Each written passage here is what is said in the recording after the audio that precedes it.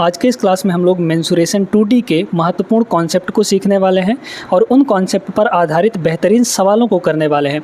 सवालों से ही आपको कॉन्सेप्ट भी सिखाएंगे और उस सवाल की प्रैक्टिस भी अच्छे से करवा देंगे ताकि वो कॉन्सेप्ट आपके दिमाग में बैठ जाए और फिर उस कॉन्सेप्ट पर सवाल आने वाले जो आपके रेलवे के एग्ज़ाम में हैं वो आपसे बन जाए। तो चलिए इस क्लास को शुरू करते हैं। शुरू से अंत तक क्लास में पूरा बने रहिएगा। बहुत महत्वपूर्ण प्रश्न लेकर आए हैं यहाँ पर दोस्तों, मिस मत करिएगा, ठीक है। पहला जो सवाल दिया गया है वो बहुत ही शानदार प्रश्न है। इसमें एक शानदार सा कॉन्सेप्ट लगने वाला है। कह रहा है एक चतुर्भुज में इसके विकर्ण की लंबाई 23 सेंटीमीटर है और विकर्ण पर अन्य दो शीर्षों से खींचे गए लंबों की माप क्रमशः 17 मीटर और 7 सेंटीमीटर है। चतुर्भुज का क्षेत्रफल निकालना है, ठीक है। तो पहले कॉन्सेप्ट सिखा देते हैं, उसके बाद ये सवाल तो आसानी से बन जाएगा 1 सेकंड में। देखिए तो हमारे पास ये रहा डायग्राम। अब इस डायग्राम को समझ लीजिए। ये हमारे पास एक चतुर्भुज है, क्वाड्रिलेटरल है। इस क्वाड्रिलेटरल में एक विकर्ण खींचा गया है यहाँ से लेकर और यहाँ तक। इस विकर्ण पर दो शीर्ष लंब हैं, यानी कि इस वर्टेक्स से और इस वर्टेक्स से इस डायगोनल पर लंब खींचा गया है, परपेंडिकुलर खींचा गया है। परपेंडिकुलर खींचा गया है तो ये 90 डिग्री का बनेगा यहाँ पर एंगल, ठीक है। अब यहाँ पर बड़े गौर से समझिएगा चीज़ों को। डायगोनल हमको पता है, एक ठो डायगोनल, ठीक है। तो यहाँ पर नाम दे देते हैं ए बी, है ना, बी सी और फिर यहाँ पर डी। इस पॉइंट को ई नाम दे दीजिए, ठीक है, और इस पॉइंट को हम लोग एफ नाम दे देते हैं। चलिए तो अब इसका कॉन्सेप्ट क्या है कि यहाँ पर अगर हमको इसका पूरा एरिया निकालना है इस चतुर्भुज का तो क्या करना पड़ेगा।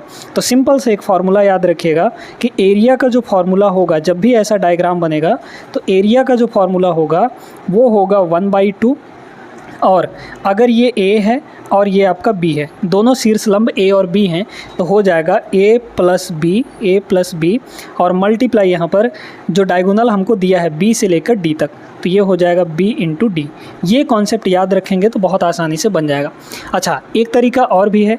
आप यहाँ पर देख सकते हैं कि जैसे हमने डायगोनल बनाया, ये दो ट्रायंगल में बट गया, एक ऊपर ट्रायंगल एक नीचे ट्रायंगल, ठीक है।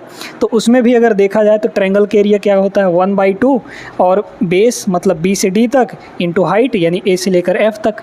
फिर ऐसे ही इसका भी एरिया निकाल लेंगे तो दोनों को जोड़ देंगे, या फिर डायरेक्ट ये वाला फार्मूला लगा लीजिए। उसी से आया है, उसी कॉन्सेप्ट से आया है ये वाला भी फार्मूला। अब चलिए सारी वैल्यू रख दीजिए इसमें, तो इज इक्वल टू क्या हो जाएगा एरिया 1/2 A प्लस B, यानी दोनों लंबों का जोड़ 17 और 7 कितना हो जाएगा, यहाँ पर हो जाएगा 24 और मल्टीप्लाई यहाँ पर BD यानी विकर्ण कितना है 23 सेंटीमीटर का। तो ये हो गया दोस्तों आपका 23। काट लीजिए, 2 से ये आपका 12 में कट जाएगा, है ना।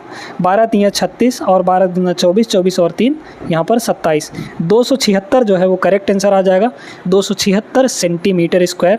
Option number A is the right answer. आगे चलते हैं क्वेश्चन नंबर 2 पर। चलिए दोस्तों अगला सवाल देखते हैं। ये बहुत बेहतरीन सवाल है, ठीक है। अगर आपको ट्रिपलेट की समझ है तो इस सवाल को लगा पाएंगे, अदरवाइज़ ये कठिन होने वाला है आपके लिए, ठीक है।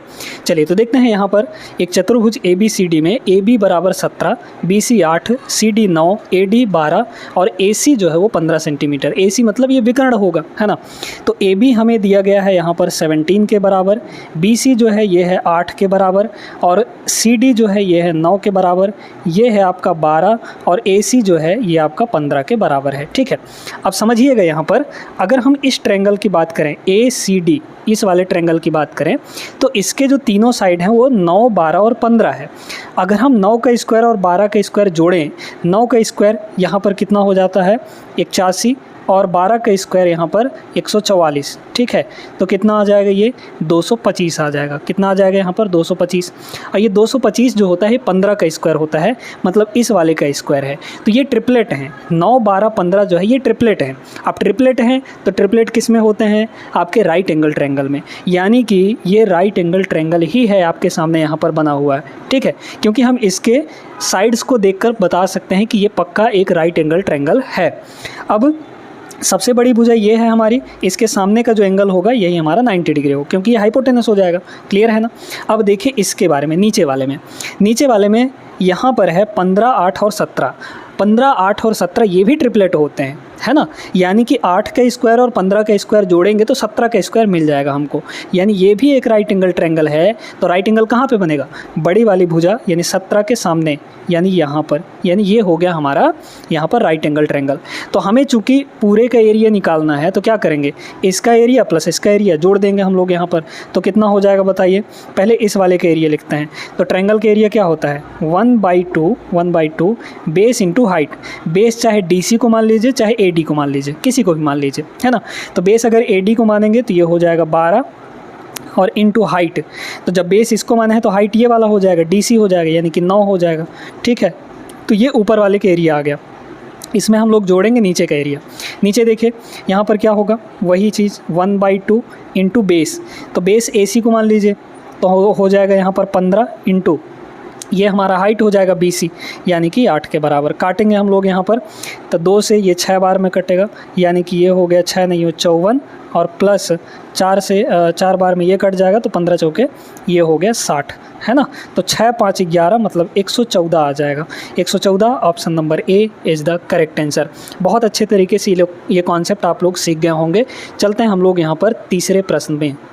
चलिए अब हम लोग यहाँ पर देखेंगे आयत के बारे में और उससे रिलेटेड सवाल करेंगे, ठीक है। आयत सभी को पता है कि एक ऐसा चतुर्भुज जिसके चारों एंगल 90-90 के होते हैं और आमने सामने के साइड्स जो हैं यानी अपोजिट साइड्स वो इक्वल होते हैं। तो ये हमारे पास एक रेक्टेंगल रहा, ठीक है। अब इसके परिमाप, इसके क्षेत्रफल के बारे में आप सभी लोग जानते होंगे। क्या होता है, ये हो जाता है दोस्तों लंबाई और ये हो जाता है चौड़ाई। तो अगर एरिया की बात करें यहाँ पर, तो एरिया जो होता है इसका वो क्या होता है, वो हो जाता है यहाँ पर लेंथ इंटू ब्रेड्थ, ठीक है। फिर इसके अगर पेरीमीटर की बात करें हम लोग, तो पेरीमीटर कितना होगा यहाँ पर LB, मतलब 4 बार हो जाएगा यहाँ पर, है ना। तो L 2 बार और B 2 बार, तो मतलब यहाँ पर होगा 2L + B। क्लियर है ना। चलिए, पेरीमीटर का मतलब बाउंड्री जो है उसकी लंबाई। फिर इसके बाद यहाँ पर इसका जो विकर्ण है, अगर यहाँ से इसको हम ऐसे मिला दें तो ये विकर्ण बनेगा यानी डायगोनल। इस डायगोनल की लंबाई कितनी होगी, चूँकि ये 90 डिग्री है तो डायगोनल यहाँ से पाइथागोरस लगा के निकाल सकते हैं। डायगोनल = हो जाएगा √L² है ना। कितना होगा यहाँ पर L² प्लस यहाँ पर B²। क्लियर है। तो ये फॉर्मूले नोट कर लीजिएगा। अब इस सवाल पे आइए। कह रहा है एक आयताकार भूखंड को 3 चक्कर में घेरने के लिए 2250 मीटर तार का उपयोग किया जाता है। भूखंड की लंबाई जो है वो चौड़ाई से 5 मीटर अधिक है, तो लंबाई निकालिए, ठीक है। तो देखिए लंबाई जो है चौड़ाई से 5 मीटर अधिक है। अगर हम चौड़ाई को x मानेंगे, तो लंबाई कितनी हो जाएगी, इससे 5 मीटर अधिक, यानी कि x + 5 हो जाएगा। क्लियर है। अब ये देखिए कि 3 चक्कर तार से घेरा जा रहा है जिसकी कुल लंबाई कितनी है, 2250 है। अगर एक चक्कर घेरेंगे तब पूरा एक पेरीमीटर बनेगा, क्योंकि हम 3 चक्कर घेर रहे हैं, ठीक है। तो अगर एक चक्कर घेरेंगे तो एक पेरीमीटर लिखे यहाँ पर। पेरीमीटर कितना होता है, 2 × लेंथ प्लस ब्रेड्थ। लेंथ कितना है, x + 5 है ना, x + 5, और ब्रेड्थ कितना है यहाँ पर, x है। तो ये एक बार का पेरीमीटर आया, यानी एक चक्कर का लेंथ आ गया। हमें 3 चक्कर का लेंथ देखना है, तो मल्टीप्लाई यहाँ पर 3 कर देंगे और यही टोटल लेंथ है कितना तार का, यहाँ पर 2250 हो गया। क्लियर है ना। काटा कुटी कर लीजिए, 6 से कटेगा क्या यहाँ पर, 5 4 9, ठीक है 6 से कट जाएगा, डायरेक्टली 6 से काट दीजिए।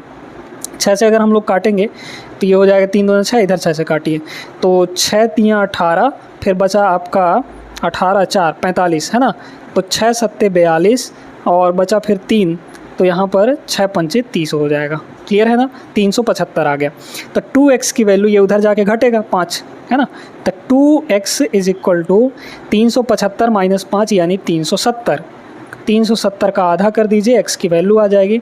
तो यहाँ पर कितना होगा, 37 का आधा, 18 दूनी 36, 150 ही आ जाएगा।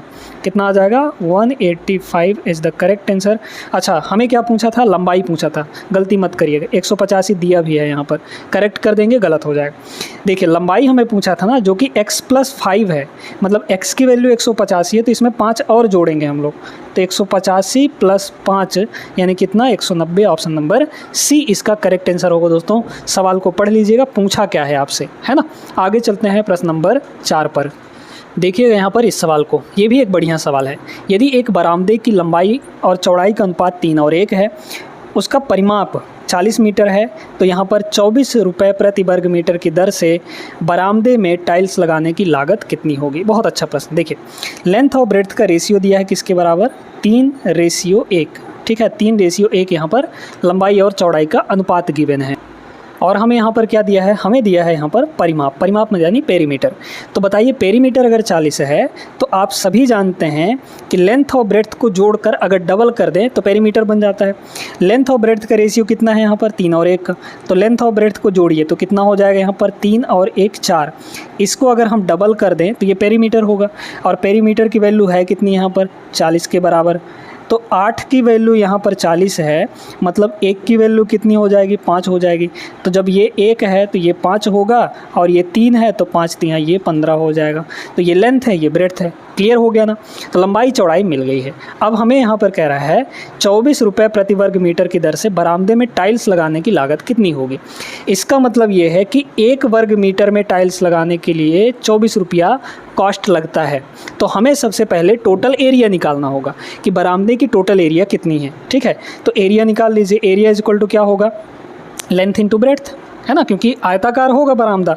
तो लेंथ इंटू ब्रेड्थ, यानी कि लेंथ कितना है, 15 है यहाँ पर, इंटू यहाँ पर 5। क्लियर हो गया। अब देखिए यहाँ पर बहुत ध्यान से, ये तो एरिया आया, यानी ये टोटल एरिया है ना। हमें 1 वर्ग मीटर का पता है कि 24 रुपये लगता है, तो टोटल इतने वर्ग मीटर लगाने में कितना रुपये लगेगा, इसमें 24 से मल्टीप्लाई कर देंगे तो इतने रुपए आपका टोटल होगा। अब इसको देख लीजिए, 24 पंचे 120, ठीक है, और 12 और 15 का मल्टीप्लाई कर देंगे। 12 और 15 के जैसे ही हम लोग मल्टीप्लाई करेंगे तो 150 और 30 1800 आ जाएगा। ठीक है, तो ये टोटल हो गया दोस्तों आपका 1800 रुपया, है ना। क्लियर है, 1800 रुपये। Option number A is the correct answer. I hope समझ में आ रहा होगा। वीडियो लाइक करते हुए चलिएगा प्रश्न नंबर 5 पर। चलिए देखिएगा, अब ये सवाल बढ़िया सवाल है। ये भी एक आयत का क्षेत्रफल एक वर्ग के क्षेत्रफल के बराबर है, जिसका विकर्ण 4√6 सेंटीमीटर है। यदि आयत की लंबाई और चौड़ाई का अनुपात यहाँ पर 4 और 3 है तो आयत का परिमाप कितना होगा।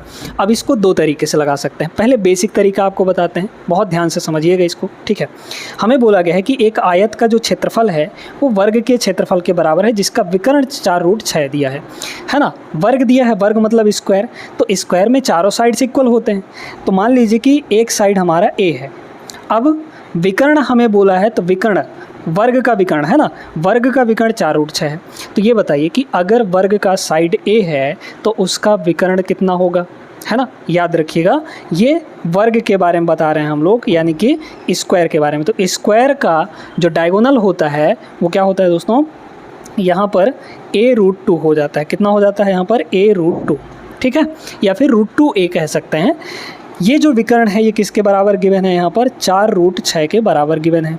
अब इसको काटा कुटी करिए तो a की जो वैल्यू है वो कितनी आ गई, 4 तो रहेगा, ये √2 नीचे चला जाएगा। तो चूंकि दोनों में रूट लगा है तो 6/2 होगा और रूट लगेगा, तो 6/2 कितना हो जाएगा, 3, यानी कि यहाँ पर 4√3 आ गया। तो जो साइड है हमारा, किसका साइड यहाँ पर, जो यहाँ पर वर्ग है, वर्ग का साइड 4√3 आ गया। अब देखिए यहाँ पर आयत की लंबाई और चौड़ाई हमें पता है, अनुपात 4 और 3 है, तो लंबाई और चौड़ाई कितनी हो जाएंगी, एक हो जाएगा 4x, है ना, लंबाई 4x हो जाएगा और चौड़ाई यहाँ पर 3x हो गया। ठीक है, चूँकि अनुपात में दिया रहता है तो एक्चुअल निकालने के लिए हम लोग उसमें कुछ ना कुछ मल्टीप्लाई कर देते हैं। क्लियर है ना ये। अब चलिए, बोला गया है आयत का जो एरिया है वो वर्ग के एरिया के बराबर है। आयत के एरिया क्या होता है, लंबाई गुणे चौड़ाई, तो इन दोनों को मल्टीप्लाई, ये बराबर होगा वर्ग के एरिया के बराबर। वर्ग का एरिया होता है भुजा का स्क्वायर, यानी साइड का स्क्वायर। साइड कितना है, a है, तो a का स्क्वायर, मतलब 4√3 का स्क्वायर हो जाएगा। कितना हो जाएगा, 4√3 का यहाँ पर स्क्वायर हो गया। देखिए ये हो जाएगा आपका 12x स्क्वायर, है ना, 12x square is equal to, इधर देखिए 4 का स्क्वायर 16, √3 का स्क्वायर 3 ही होगा, तो 16 3 ये हो गया आपका 48, यानी जो x की वैल्यू है यहाँ से कितनी आ गई, 2 के बराबर। क्लियर है, काट लेंगे।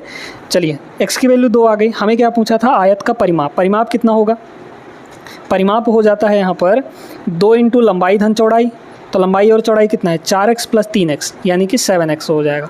तो 7x, है ना, तो ये हो गया 7 दूना 14 और x की वैल्यू 2 है, तो यहाँ 2 रखेंगे तो 7 दूना 14 दूना, ये टोटल आपका 28 हो गया, यानी 28 centimetre is the correct answer, option number C. अब ये तो हुआ बेहतरीन तरीके से आपको जो समझा दिए हैं वो। अब इसका शॉर्टकट देखिए, शॉर्टकट ये है दोस्तों, सबसे पहले ऑप्शन के पास जाइए, है ना। ऑप्शन के पास जाना बहुत ज़रूरी है, क्योंकि यहाँ पर आप देखिए क्या पूछा है आपसे, परिमाप पूछा है ना। परिमाप क्या होता है, परिमाप होता है 2 इंटू लेंथ प्लस ब्रेड्थ। अगर हम लेंथ और ब्रेड्थ को जोड़ें, है ना, तो 3 और 4 कितना हो जाएगा, यहाँ पर 7 हो जाएगा कि नहीं, क्योंकि लंबाई और चौड़ाई का अनुपात क्या दिया है, 4 3 दिया है, तो जोड़ेंगे तो 4 और 3 7 होगा।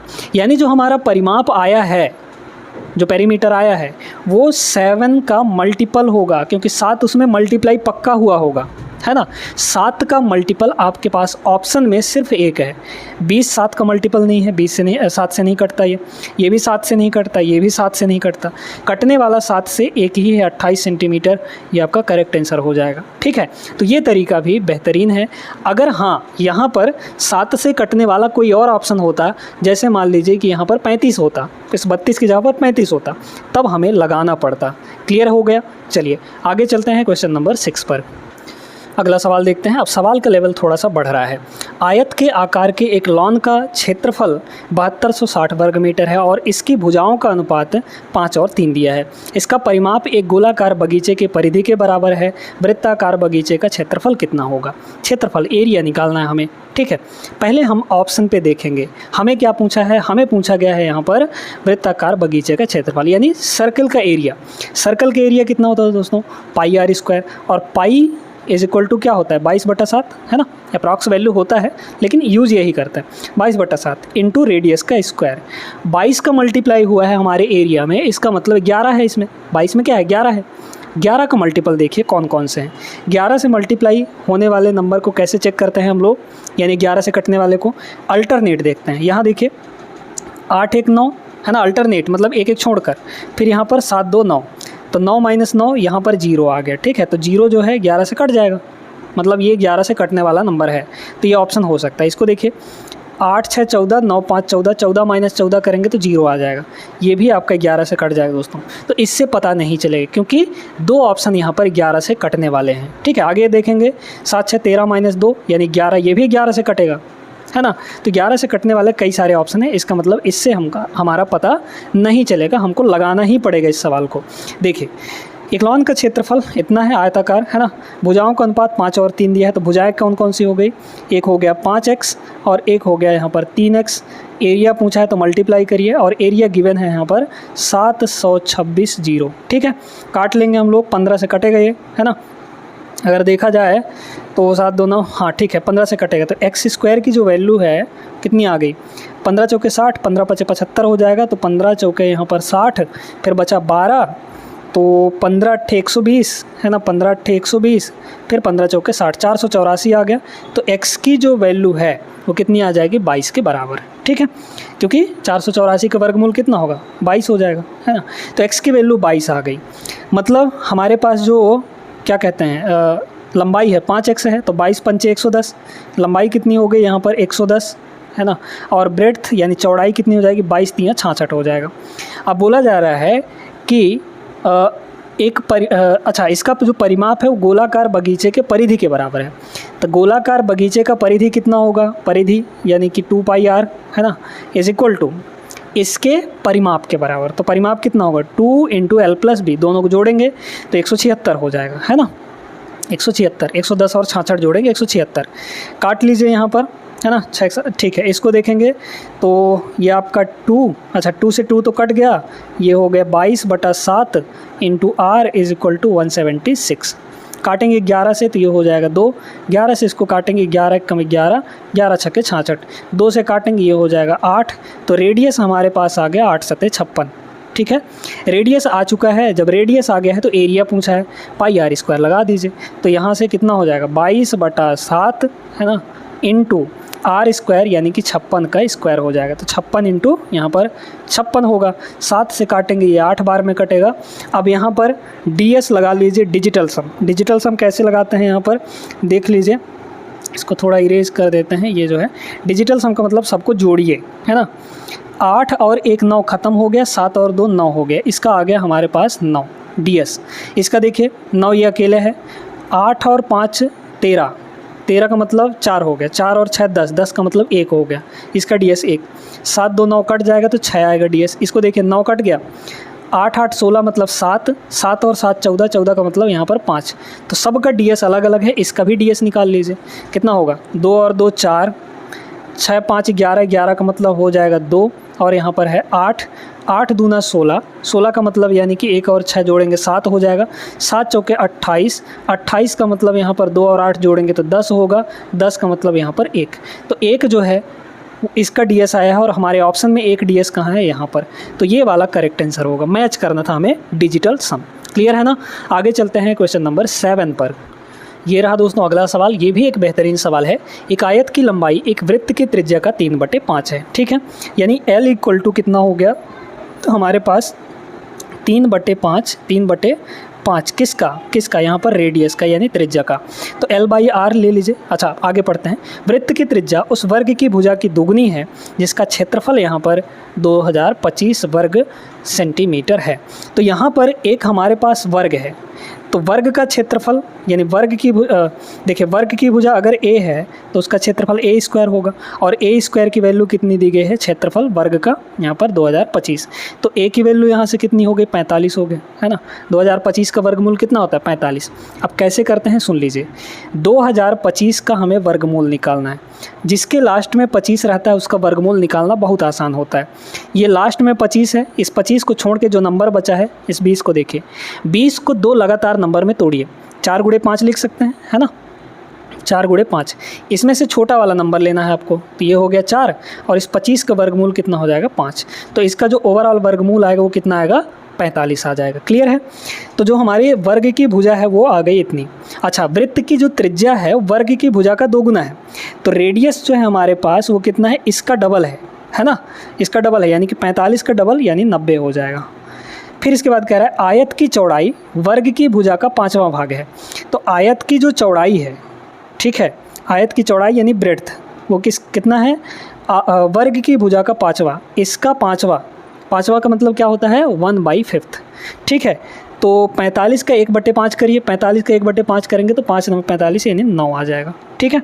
अब इसके बाद कह रहा है आयत का क्षेत्रफल, तो लंबाई यहाँ से निकालिए 3/5 है ना, इनटू रेडियस 90 है, तो ये हो गया 90, 5 से ये कटेगा आपका कितना हो जाएगा, 18 पंचे 90 यानी 18 3 54। तो लेंथ की वैल्यू आ गई हमारे पास 54 के बराबर, और ब्रेड्थ है हमारे पास 9। क्षेत्रफल चाहिए था, 9 गुणे 54 कर दीजिए, है ना, लेंथ इंटू ब्रेड्थ। तो 54 इंटू यहाँ पर 9 होगा, 9 चौक 36, 9 पंजे 45, 3 यहाँ पर 48 हो जाएगा। 486 option number C is the correct answer. I hope सभी लोग समझ गए होंगे। चलते हैं यहाँ पर अगले प्रश्न पर। अगला सवाल ये रहा है, ये बहुत खतरनाक मतलब बढ़िया सवाल है, कॉन्सेप्चुअल। 12 मीटर और 7 मीटर भुजाओं वाले आयत में बनाए जा सकने वाले बड़े आकार के वृत्त की परिधि कितनी होगी, मीटर में निकालना है, ठीक है। चलिए देखते हैं यहाँ पर। तो डायग्राम कुछ ऐसा ही बनेगा हमारा। इतना ही बड़ा, सबसे बड़ा जो इस आयत के अंदर वृत्त बनाया जा सकता है वो यही है। क्या इससे बड़ा बनाया जा सकता है, नहीं, बिल्कुल भी नहीं, ठीक है। अब देखिए इसकी जो भुजाएं हैं वो 12 मीटर, तो ये टोटल आपका 12 है ना, और ये आपका 7 है दोस्तों। तो अगर ये यहाँ से लेकर यहाँ तक 7 है, तो ये जो इसका व्यास होगा ये भी तो 7 ही होगा, यानी डायमीटर भी 7 हो जाएगा। अगर डायमीटर 7 है तो रेडियस आधा होता है, रेडियस यहाँ पर कितना होगा, 7 का हाफ, ठीक है, ये हो गया। अब हमें परिधि निकालनी है, तो परिधि कितना होता है, 2πr, 2, ठीक है, पाई का मतलब 22/7 है ना, इनटू यहाँ पर कितना हो जाएगा, रेडियस 2πr, रेडियस यानी 7/2। तो 7 से 7 कट गया, 2 से 2 आपका कट गया, है ना, सीधे सीधे बचा यहाँ पर 22। तो 22 जो है correct answer option number C. Group D का सवाल था, अच्छा सवाल था। आगे चलते हैं, आ जाइए इस सवाल को देखते हैं। ये भी उसी कॉन्सेप्ट पर ही आधारित है। ABCE एक आयत है जिसमें AB 10 है, BC आपका 8 है। ये A मान लीजिए, ये B मान लीजिए। तो AB आपका 10 है, ठीक है, और BC आपका यहाँ पर 8 के बराबर है, B से लेकर C तक ये पूरा। वृत्त का केंद्र O आयत ABCE की 3 भुजाओं AB, BC और CE को स्पर्श करता है। AB, BC, CE, तो यहाँ पर ये हो जाएगा A, ठीक है, ये हो जाएगा B, ये हो जाएगा C, और ये हो गया E। 3 भुजाओं को स्पर्श कर रहा है, यानी टच कर रहा है, AB को भी, BC को भी और CE को भी, है ना। इसको नहीं स्पर्श कर रहा जो AE है। चलिए त्रिभुज OBC का हमें एरिया निकालना है। तो यहाँ पर आपका है सेंटर, सेंटर आपका O है, O से C को मिलाएंगे और O से B को मिला देंगे। तो यहाँ पर हमारे पास एक ट्रायंगल बन गया। ये ट्रायंगल का हमें एरिया निकालना है, ठीक है। ये जो ट्रायंगल आपका पूरा दिख रहा है, इस ट्रायंगल का हमें एरिया निकालना है। एरिया निकालने के लिए क्या क्या चाहिए होता है? एक तो चाहिए होता है बेस और दूसरा हाइट। हाइट यहाँ पर मिल जाएगा तो हमारा काम हो जाएगा। अब हाइट कैसे मिलेगा, सुनते जाइए। अगर ये पूरा यहाँ पर टच किया हुआ है तो इसके बराबर अगर हम यहाँ से लाइन खींच दें तो ये डायमीटर है और डायमीटर भी 8 के बराबर होगा। तो रेडियस कितना होगा यहाँ पर? 4 हो जाएगा, क्योंकि इधर भी 4 और इधर भी 4। अच्छा, अगर रेडियस 4 है तो यहाँ से यहाँ की बात अगर हम करें, ये वाला तो ये भी आपका 4 ही होगा, क्योंकि ये भी रेडियस है। तो ये वाला वैल्यू भी यानी और ये भी आपका 4 के बराबर हो जाएगा यहाँ पर, ठीक है। ये जो है ये भी 4 के बराबर हो गए। तो अब सीधे सीधे तो हमको मिल गया, ये 90 डिग्री बनेगा। मतलब ये आपका हाइट हो जाएगा 4 और बेस आपका B से लेकर C तक जो कि 8 है, मिल गया। निकाल लीजिए। तो कितना हो जाएगा एरिया? 1/2 है ना, बेस इंटू हाइट। यही तो होता है ट्रायंगल का एरिया। बेस कितना है? B से लेकर C तक जो कि 8 है, इंटू हाइट यहाँ पर 4 हो जाएगा। ये हो गया 4, 8 दूना 16। इसका right answer option number B होगा। बढ़िया सवाल था, आगे चलते हैं। चलिए देखते हैं अब इस सवाल में क्या दे रखा है। A semi circle of area 1250 pi is inscribed inside a rectangle. The diameter of the circle coincides with the length of the rectangle. Find the area of the rectangle. ठीक है, यहाँ पर देखिए कुछ ऐसे दिया गया है। यहाँ पर ये थोड़ा सा इसको हटा लीजिए। चलिए, तो ये बोल रहा है कि भाई हमारे पास एक रेक्टेंगल है, उसके अंदर एक यहाँ पर बनाया गया है, क्या बनाया गया है? अर्धवृत्त, यानी कि सेमी सर्कल। तो पहले सेमी सर्कल और इसको बना लेते हैं, फिर आपको बताएंगे। देखिए, तो हमारे पास डायग्राम कुछ ऐसा है। ये रेक्टेंगल है, इसके अंदर एक सेमी सर्कल दिया गया है। उस सेमी सर्कल का एरिया हमें पता है, इसके बराबर है। अच्छा, हमें पूछा क्या है? रेक्टेंगल का एरिया फाइंड करना है, ठीक है। आयत का क्षेत्रफल निकालना है। अब यहाँ पर समझने का प्रयास ये करिएगा कि देखिए, अगर इसको देखा जाए यहाँ से लेकर यहाँ तक, तो ये रेडियस होगा, इधर भी रेडियस हो जाएगा, ठीक है। आधे पे अगर बांटा जाए तो मतलब ये टोटल यहाँ से यहाँ तक डायमीटर हो गया। अच्छा, ये रेडियस है और इसको हम ऐसे मिला दें तो ये भी रेडियस होगा ना। ये भी सेंटर से सरकमफेरेंस तक के बीच की दूरी क्या होती है? रेडियस हो जाती है। अगर ये आर है तो ये ब्रेड्थ भी इसका आर हो जाएगा। अच्छा, लेंथ कितना हो गया? लेंथ आपका आर प्लस आर यानी कि 2r हो जाएगा। और ब्रेड्थ यानी इसकी चौड़ाई कितनी होगी? आर के बराबर। हमें आयत का क्षेत्रफल चाहिए था, निकाल लीजिए। अच्छा, सेमी सर्कल का एरिया दिया है हमको। सेमी सर्कल का एरिया कितना होता है?